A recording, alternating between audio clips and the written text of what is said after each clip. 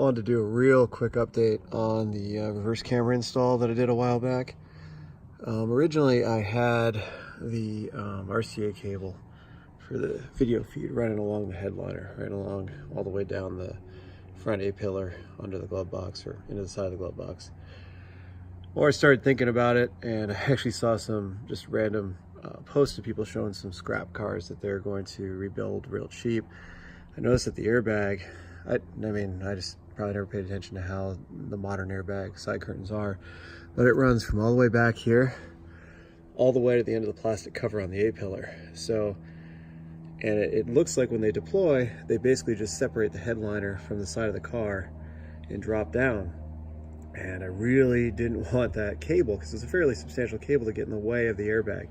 And especially right here, I tucked the RCA behind this plastic B-pillar part, but it kind of came from the outside and over, so it really would have crossed over the airbag.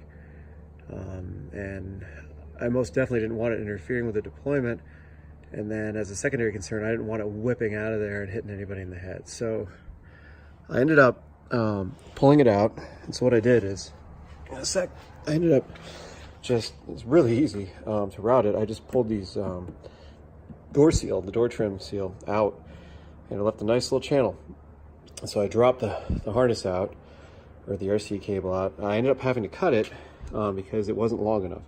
It's a much shorter run along the top than coming, sorry, the light's kind of hitting the camera, coming down, all the way down, because if you remember, the cable came around from the back at the top of the hatch to right about here. So I ended up having to drop it all the way down and have all this extra length and run it down the passenger side sill all the way up.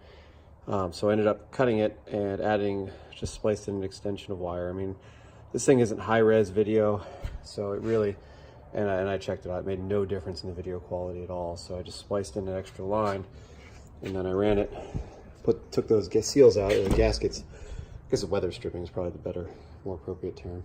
But I took that weather stripping out, and I did it on the passenger side as well.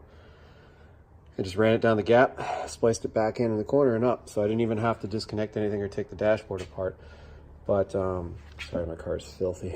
I highly recommend running it along the bottom and not along the headliner like I had in the original video, because it may not interfere, but it's not something you want to mess with. You don't want to put it in line with your airbags. So I just wanted to do that follow-up.